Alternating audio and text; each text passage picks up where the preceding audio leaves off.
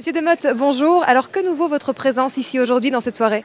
D'abord, la reconnaissance de l'intérêt de la Wallonie pour cet aéroport et puis de nouvelles destinations et de très belles destinations. L'Europe du Sud-Est est très belle à découvrir. C'est vraiment un espace aussi qui jusqu'à présent n'a pas été encore conquis par les Belges du nord et du sud du pays. Alors voilà pourquoi je suis là.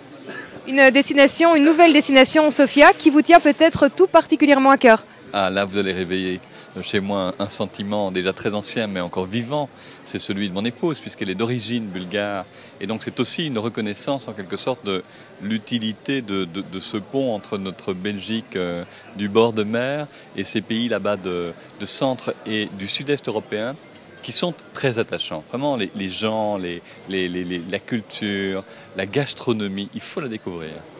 Monsieur Demotte, vous avez l'ambition de faire de l'aéroport de Charleroi le plus grand aéroport de Belgique en 2015. C'est très ambitieux ça.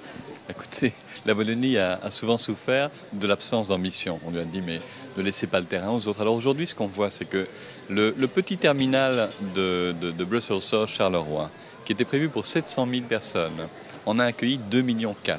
Celui-ci est construit pour en accueillir 5 millions. Et nous voyons déjà que dans les projections, on va dépasser ce chiffre. Chaque ligne ouverte est encore une nouvelle success story qui vient s'ajouter aux autres. Donc, le but, ce n'est pas d'être plus grand que les autres, c'est de bien fonctionner et d'offrir des services aux citoyens. Aujourd'hui, quand on habite en Flandre occidentale, qu'on habite de l'autre côté de Bruxelles, ou souvent un peu partout en Wallonie, mais qu'on ne veut pas perdre de temps pour aller à Bruxelles nationale, c'est plus rapide ici.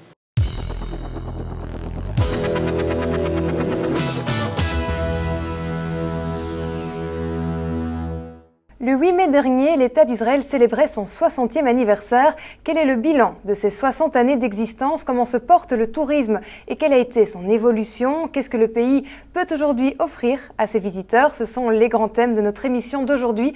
Et je reçois pour en parler Madame Tamar Samash, ambassadeur d'Israël en Belgique, et Scarlett Zambat du tour opérateur Isbel. Madame l'ambassadeur, bonjour. Bonjour. Bienvenue sur le plateau de Liberty TV. Merci. Nous allons parler donc aujourd'hui du tourisme en Israël. Comment est-ce qu'il se porte? Vous nous expliquerez tout ça tout à l'heure. Et puis bonjour Scarlett, bienvenue également sur le plateau de Liberty TV.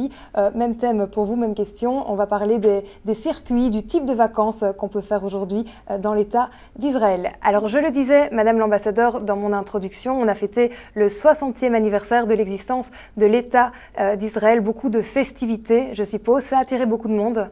Oui, absolument, puisque nous avons eu dans les derniers mois une augmentation de 57% du tourisme en Israël et que nous attendons au cours de l'année à peu près 3 millions de touristes, c'est-à-dire une quantité très impressionnante de gens qui vont venir visiter Israël et célébrer avec nous les 60 ans. Ce n'est pas uniquement à Tel Aviv et à Jérusalem, c'est dans tout le pays qu'on va pouvoir fêter ce 60e anniversaire. C'est dans tout le pays qu'on va pouvoir se promener, visiter, connaître, apprendre à aimer Israël. Qu'est-ce qu'on va pouvoir trouver? Des expositions, des festivals? Des festivals, il y en a tout le temps.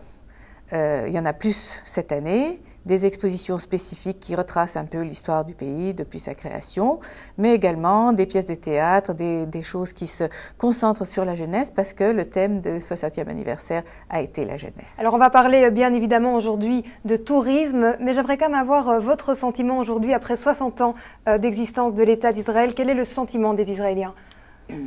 Que ce que nous avons accompli est absolument incroyable. Quand on pense qu'il y a 60 ans, nous étions 600 000, surtout des rescapés venant de l'Europe. Aujourd'hui, nous sommes 7 millions.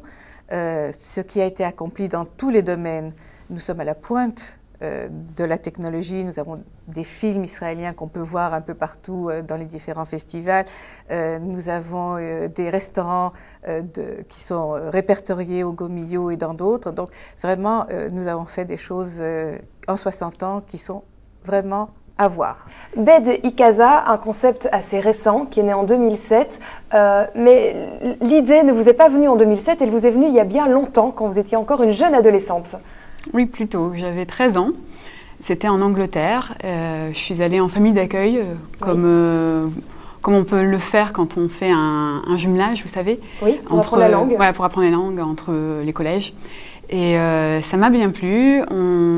J'ai perfectionné mon anglais à ce moment-là. J'ai rencontré une famille adorable avec qui on est toujours en contact depuis.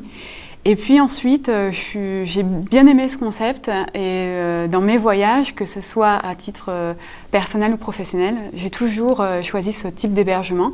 Donc famille d'accueil, bed and breakfast quand je travaillais, c'était très pratique.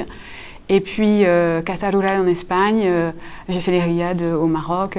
Enfin, en fait, dans chaque pays, chaque continent a son propre type d'hébergement, mais c'est toujours chez l'habitant. C'est toujours une façon alternative de découvrir le pays. Vous parliez là par exemple de logement en château. Comment est-ce qu'on pose la frontière entre le tourisme classique et le tourisme alternatif?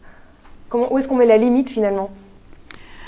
Alors, nous on part du principe que le logement en château, c'est pas le château.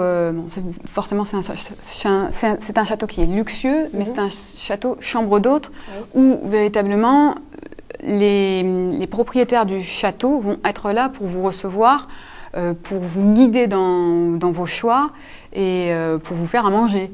Donc, c'est plus que de l'hôtellerie classique. C'est encore chez l'habitant, mais dans un château. Toutes ces influences, on va pouvoir les retrouver dans les différents temples, les monuments, parce qu'il y a un côté culturel très très développé en Sicile, bien sûr. Oui, j'ai dit qu'en Sicile, il y a tout. Il y a les différentes cultures, il y a les plages, il y a la montagne, il y a tout. Un touriste qui vient en Sicile peut trouver vraiment tout. Alors, on va faire un petit tour des différentes villes principales, des différents sites à visiter.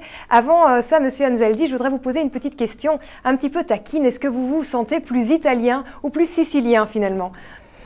Ben, c'est difficile à dire. Je peux dire italien sûrement, oui, mais en même temps sicilien, parce que chaque région en Italie a ses caractéristiques. Donc, je crois que tout le monde, c'est en même temps italien et sicilien de sa région.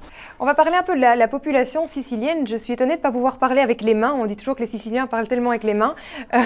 Comment est-ce qu'on peut décrire cette population sicilienne?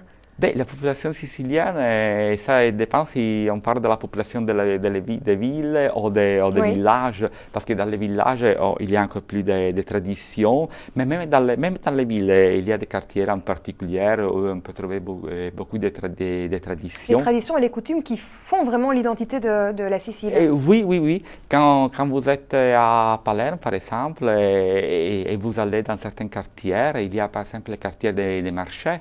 Nous avons en particulier 3 marchés importants, un marché plus, disons, arabe, un quartier espagnol et un quartier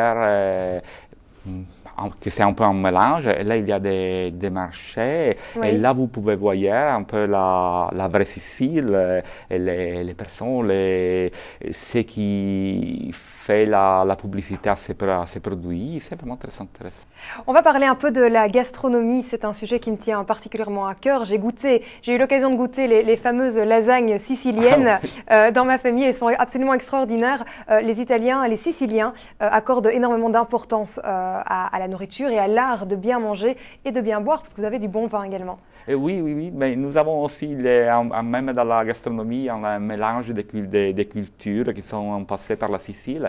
Par exemple, dans le domaine des gâteaux, il y a i cannoli, que je crois c'est très connu, aussi la cassata, qui en effet, c'est un gâteau qui vient des Arabes.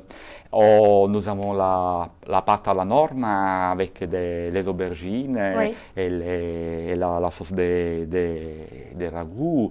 Nous avons les aubergines à la parmigiana. Et il y a vraiment beaucoup de choses.